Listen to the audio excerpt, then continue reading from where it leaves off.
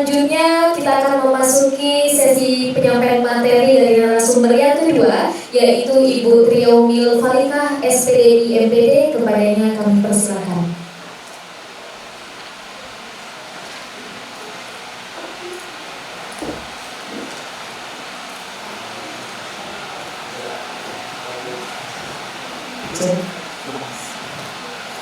Assalamualaikum warahmatullahi wabarakatuh.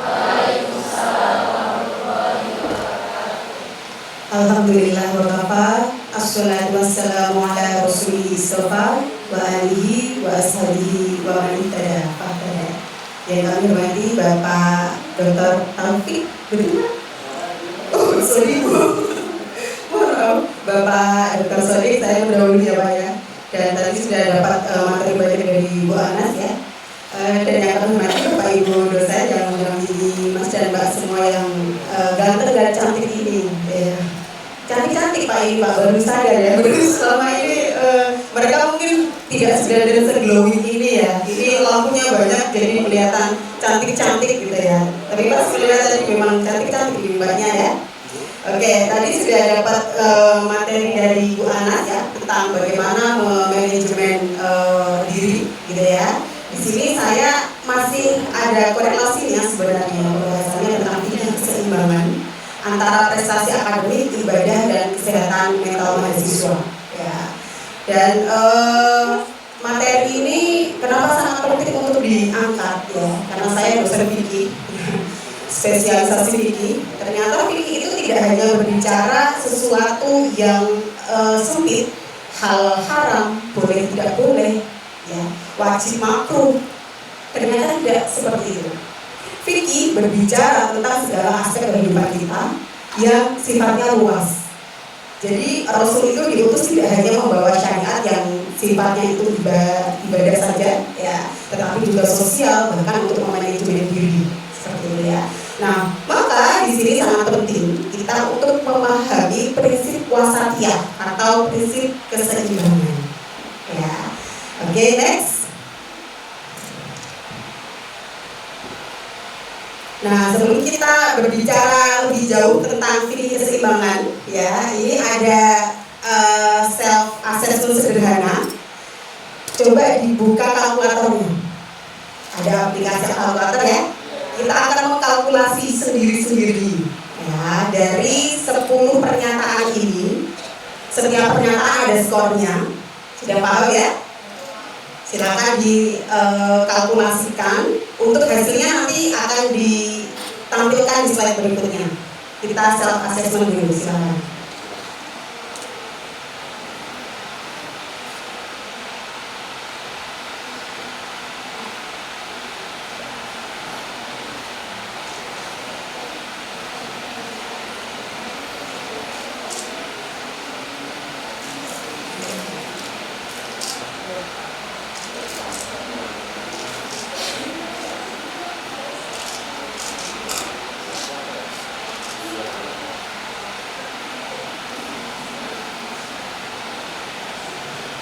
Ini tidak ada jawaban benar salah ya, tapi disesuaikan dengan dirinya masing-masing dan tidak dinilai ya.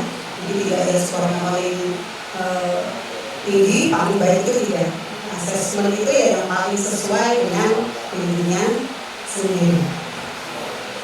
Jadi kan kata Bu Anas, kita harus bisa mengenali diri kita sendiri ya. Salah satunya kita self assessment ini.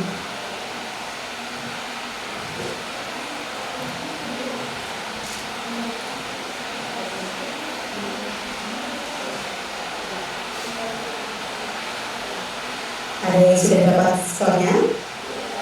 Oke. Sudah semua? Atau masih ada yang? Oke, kita tunggu sebentar lagi ya. Sudah dapat skor masing-masing ya?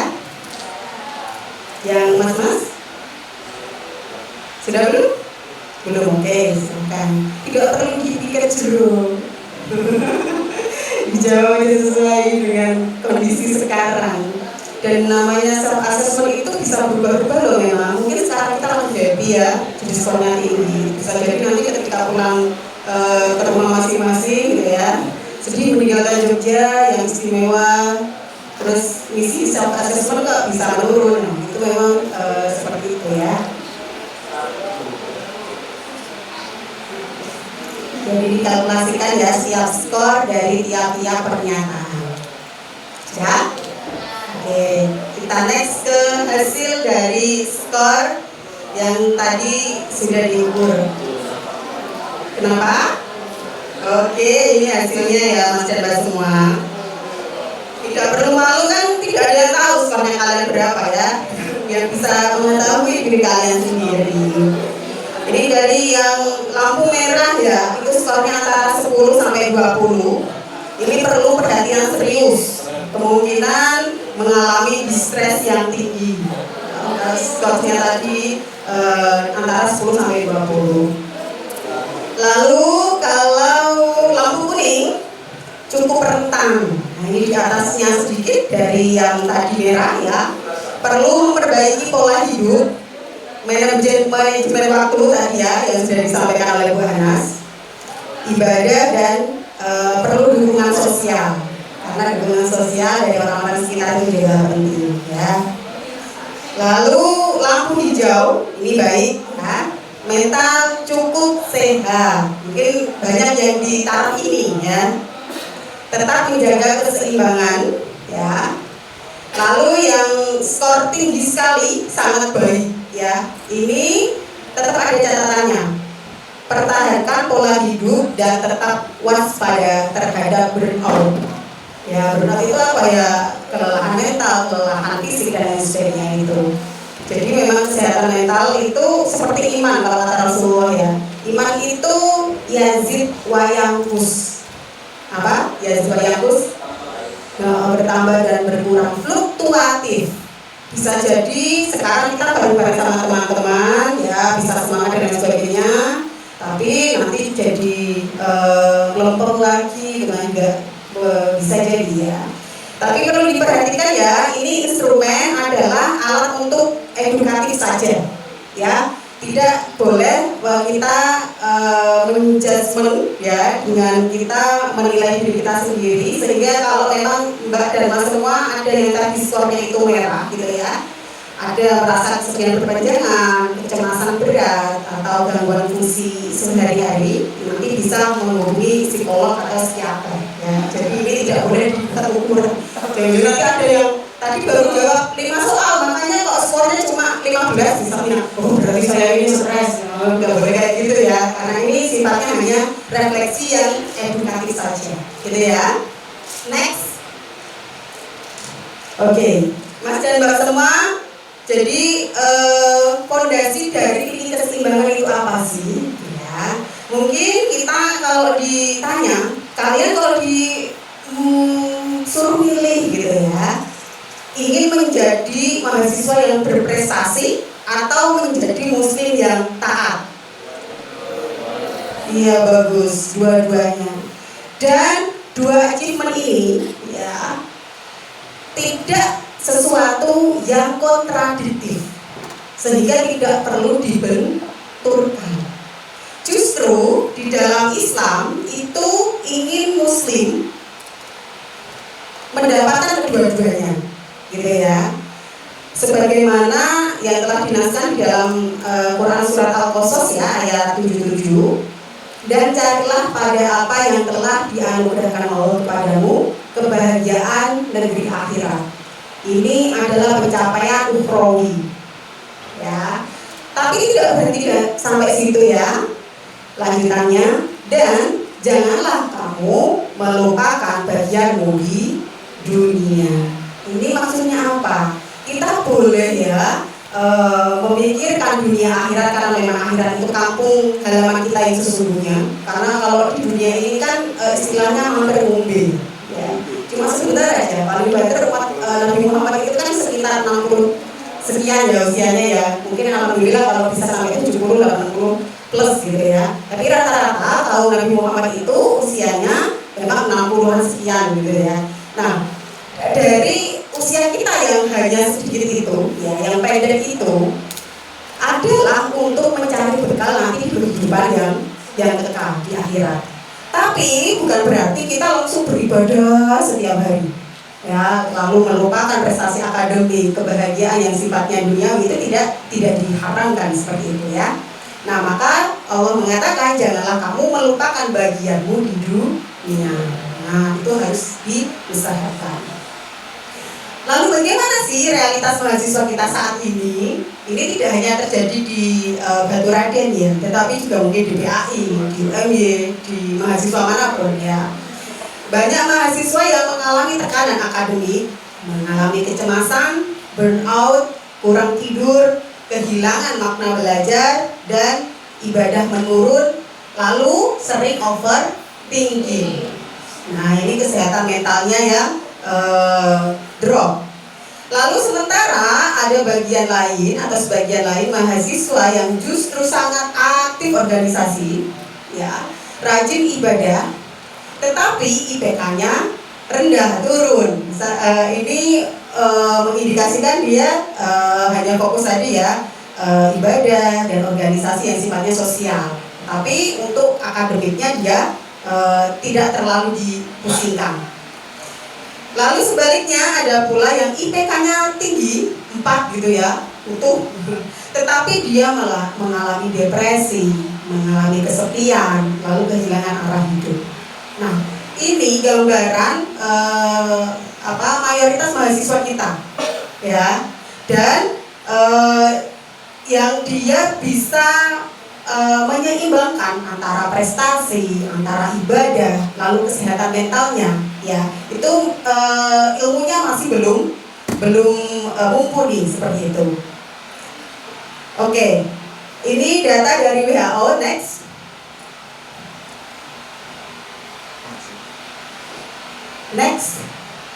Oke, data yang tadi saya bacakan ya, yang ada mahasiswa tadi pinter, ya IPK-nya tinggi, tetapi dia ibadahnya enggak rajin, atau ada yang dia ibadahnya rajin, sosialnya bagus, tapi IPK-nya rendah, ya. Ada yang IPK-nya bagus, tapi mentalnya illness, sakit gitu ya, dia bisa depresi, kesepian dan sebagainya. Itu ada datanya ya. Jadi dari WHO atau World Health Organization, remaja dan dewasa muda merupakan kelompok yang sangat rentan. Nah, isinya apa di sana? 1 dari 7 remaja yang berusia 10 sampai 19 tahun mengalami gangguan mental. Lalu depresi, kecemasan, anxiety, dan gangguan perilaku itu merupakan penyebab utama penyakit dan disabilitas pada kelompok usia tersebut. Lalu bunuh diri merupakan penyebab kematian ketiga pada usia 15 sampai 29 tahun. Dan ini by data ya dari WHO. Lalu next, ini adalah systemic review ya yang terbaru, menunjukkan apa? Bahwasanya ternyata mahasiswa itu merupakan populasi dengan prevalensi tinggi terhadap anxiety. Anxiety itu apa? Kecemasan. Ya. Lalu depression, ya, depresi, lalu stres dan burnout. Ya, ini ya. Jadi ternyata mbak-mbak yang di luar mungkin bisa tersenyum, tertawa dan sebagainya gitu ya. Tidak ada yang mengetahui di dalamnya dia memandang sesuatu yang mungkin tidak terlihat seperti itu. Dan kondisi tersebut itu berhubungan dengan penurunan prestasi akademik, meningkatnya resiko putus kuliah, lalu rendahnya kualitas hidup, dan penurunan motivasi belajar. Jadi ini saling terkait ternyata ya, antara capaian akademik, ya IPK tinggi, ya nilai-nilai A semua, itu sangat terkait dengan itu tadi, anxiety dan lain sebagainya. Oke, next. Ini juga didukung sebuah penelitian ya, judulnya A Scoping Review. Mohon maaf, next. Oke, ini ada scoping review of the psikososial ya. Jadi psikologi sosial kita itu berkorelasi dengan academic performance atau pencapaian akademik. Di sana mengatakan bahwasanya kesehatan mental yang buruk itu berhubungan dengan penurunan prestasi akademik. Ya. lalu rendahnya motivasi belajar, dan meningkatnya drop out dan absensi tinggi. Jadi kehadiran mahasiswa di kelas gitu ya, absensi di sini maksudnya. Oke, next saya ke data-data dulu ya sebelum nanti ke isi. Dan ini religiusitas ya, itu berpengaruh terhadap kesejahteraan psikologis. Jadi ini sebuah pendekatan kajian literatur sistemik juga ya. Hasilnya apa? Inti dari penelitian ini, religiusitas itu berkorelasi positif dengan psychological well-being, kesehatan mental, makna hidup, ya, lalu optimisme dan coping terhadap stres. Coping terhadap stres itu adalah kemampuan kognitif kita, ya, sosial kita. Untuk apa? Untuk mengatasi, untuk meredakan stres yang menimpa kita, seperti itu. Next. Oke. Lalu apa yang harus kita lakukan ya? Ya, agar itu tadi bisa seimbang antara capaian akademik, bisa seimbang ibadahnya, lalu nanti mental healthy-nya ya. Sehingga dalam Al-Qur'an telah dinaskan gitu ya, dalil tentang keseimbangan. Di Quran surat Al-Baqarah 143, wa kadzalika ja'alnakum ummatan wasata. Di sini disebutkan bahwasanya demikianlah kami jadikan kamu umat yang pertengahan. Dan perlu kita pahami bersama ya Mas dan Mbak semua, yang namanya prinsip wasatiyah ya, prinsip moderasi itu tidak hanya diterapkan di dalam kita beragama, tetapi lebih luas dari itu. Seperti tadi kata Pak Dekan, ada moderasi berbagi ya. Lalu di sini ada moderasi bagaimana kita memanajemen diri kita sendiri. Sehingga konsep wasatiyah itu bukan hanya moderasi dalam beragama, tetapi juga keseimbangan kehidupan. Oke. Lalu untuk dalil hadisnya, next. Nah, tadi Al-Qur'annya ya, dalil tentang wasatiyah ya. Kalau untuk hadisnya, ini ada hadis yang sangat panjang sekali ya, yang diriwayatkan oleh Bukhari.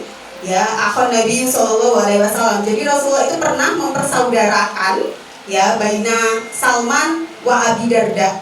Jadi Rasulullah dulu kaum Ansor dan yang dari Makkah gitu ya, ke kaum Ansor itu kan dipersaudarakan gitu ya.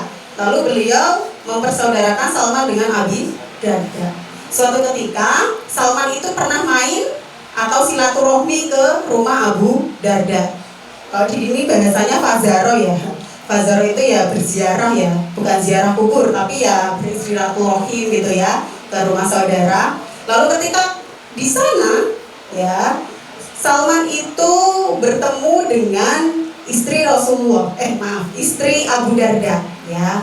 Lalu dia melihat istri Abu Darda itu dengan pakaian yang lusuh. Lalu karena penasaran, Salman bertanya pada istrinya Abu Darda. Faqala laha ma sya'nuki qalat akhuka Abu Darda laisa lahu hajjah fid dunya. Lalu istrinya Abu Darda bilang apa? Ya bilang, itu loh Abu Darda itu sudah tidak punya hajat kepada dunia, sudah nggak nafsu pada dunia, sudah seperti itu ya. Sehingga istrinya kok tadi lusuh, kumel dan lain sebagainya. Lalu Faja'a Abu Darda fasona alahu to'am. Lalu Abu Darda itu datang ngasih makanan kepada Salman. Lalu Salman mengatakan apa? Kola fa ini so'in ya. Lah dia ternyata lagi puasa. Yang puasa ini Abu Dardanya ya. Dia ngasih makan ke Salman, tapi dia sendiri sedang berpuasa. Lalu Salman bilang apa? Aku tidak mau makan sebelum kamu makan gitu ya. Kan ikramu duyuf ya kalau bahasa kita ya. Sehingga apa? Sehingga Abu Darda saat itu langsung menemani Salman makan. Lalu pada malam hari ya, Salman melihat Abu Darda itu bangun tengah malam gitu ya. Lalu dia ingin sholat tahajud, padahal itu belum sepertiga malam ya. Lalu Salman melarangnya, nanti saja gitu ya.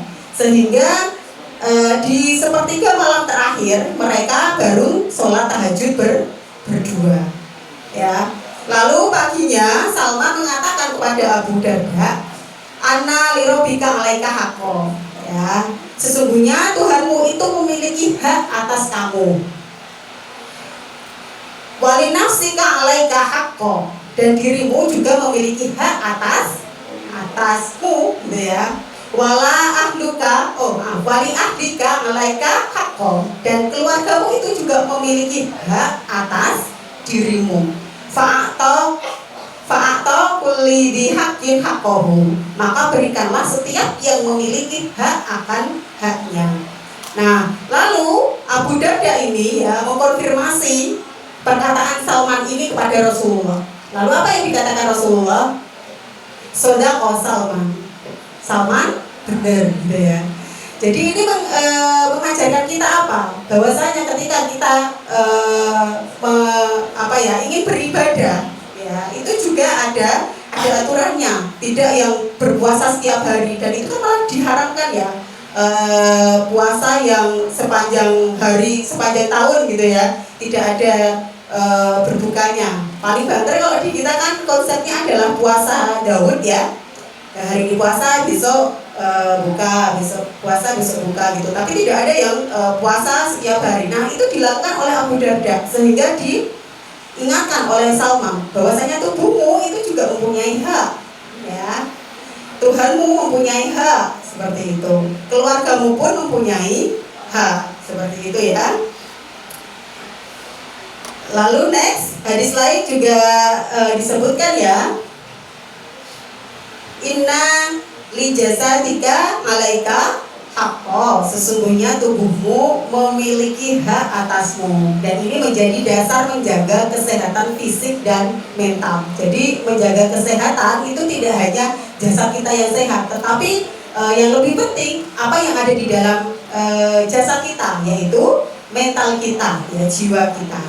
Next, ini saya sampaikan cepat, ya, biar tidak kehabisan waktu. Ini, ya, jadi konsep fikih keseimbangan itu adalah, ya, seseorang yang mempunyai kemampuan untuk menempatkan seluruh hak secara proporsional. Ya, kita sudah paham. Ternyata tubuh kita sendiri ini mempunyai hak, karena tubuh kita ini kan sebenarnya juga titipan yang harus dijaga dengan baik. Maka hak Allah itu apa? Ya, kita beribadah, sholat, puasa, ya, menjalankan syariat yang sudah Allah naskan, seperti itu. Ada yang pernah bertanya, Bu, ngapain sih Allah itu minta disembah? Memang kalau Allah nggak disembah itu kemuliaannya akan berkurang? Tidak, loh. Ternyata Allah itu mensyariatkan kita untuk beribadah itu justru untuk kebaikan diri kita sendiri. Karena dari tadi yang jurnal-jurnal yang sudah saya sampaikan, ya, kesehatan mental itu juga dipengaruhi oleh ibadah, ya. Religiusitas, ya, itu juga mempengaruhi resiliensi dan lain sebagainya itu tadi. Lalu hak diri sendiri itu meliputi apa? Ya, kita makan dan minum yang baik, seperti itu, ya, tidak merokok dan lain sebagainya. Misalnya kalau kita tahu itu buruk untuk kita, apalagi kalau mungkin di sini ada mbak-mbak yang sedang hamil, gitu, ya, jangan sampai nanti itu membahayakan dua orang, dirinya sendiri dengan janinnya.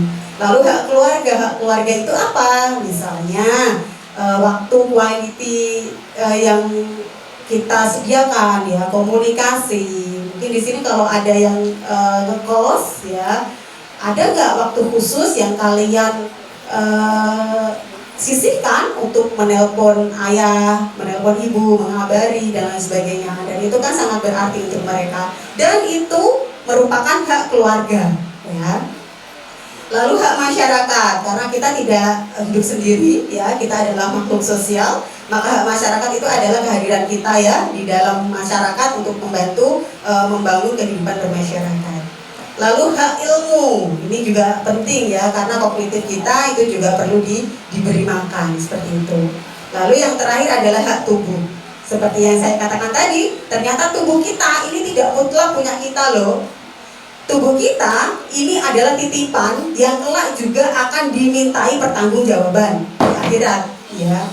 Mungkin nanti ditanya di sana, kamu diberikan wajah yang cantik untuk apa, gitu ya? Diberikan tubuh yang lengkap, gitu ya, digunakan untuk apa? Nah, maka hak tubuh ini silakan juga kita perhatikan.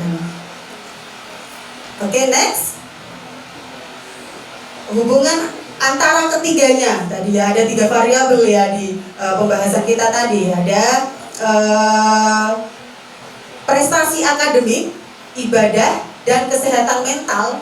Ternyata ketiga variabel ini itu saling berhubungan dan membentuk rantai yang positif.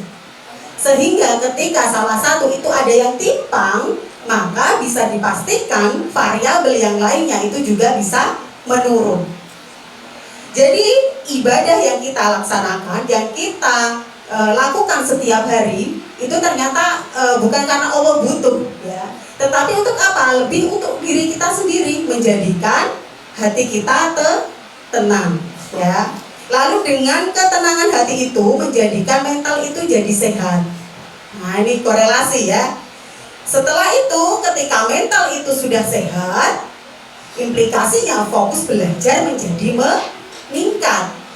Kalau fokus belajar meningkat, prestasi akademik akan mengikuti tidak? Mengikuti ya. Setelah itu kalau prestasi akademiknya itu baik, bagus ya, dia akan timbul rasa syukur. Dan rasa syukur inilah yang akan membuat ibadah itu semakin giat, semakin baik. Dan rantai ini ya itu saling berhubungan sehingga tidak boleh ada ketimpangan. Hanya tadi ada namanya wasatiyah, bikin keseimbangan seperti itu. Oke, next. Oke, lalu apa yang kita lakukan gitu ya? Yang pertama dengan beribadah ya. Ini didukung penelitian ya tahun 2022 menemukan bahwa membaca Al-Qur'an, menghafalnya, mendengarnya itu ternyata berhubungan dengan penurunan stres, kecemasan, dan peningkatan kesejahteraan psikologis. Dan ini sudah dinaskan di dalam Al-Qur'an ya. Ala bidzikrillahi tatmainnul qulub. Ketahuilah dengan mengingat Allah hati menjadi tenang. Dan ini kan ternyata Al-Quran itu ilmiah sekali ya. Semuanya sudah terbukti gitu ya. Tidak ada yang bisa dipatahkan. Nah, oke, lalu kita belajar bagaimana sebab-sebab terjadinya prestasi akademik itu turun. Tadi beberapa sudah di-spill oleh Bu Anas ya. Mohon maaf, next. Oke, kadang kita melabeli, ini kan calon guru juga ya, mahasiswa PAI ya. Kelak kalau kalian mengajar, ada mungkin siswa yang dia nilainya itu tidak memuaskan gitu ya, di bawah KKM. Kita tidak langsung ngejudge kalau dia itu siswa yang malas. Malas itu hanya sesuatu yang nampak saja, tetapi di dalamnya itu terjadi masalah yang lebih basic gitu ya, lebih mendalam, seperti burnout, lalu depresi, anxiety, kurang tidur, dan kehilangan makna. Nah, ini kalau terjadi manifestasinya yang munculnya jadi malas itu tadi.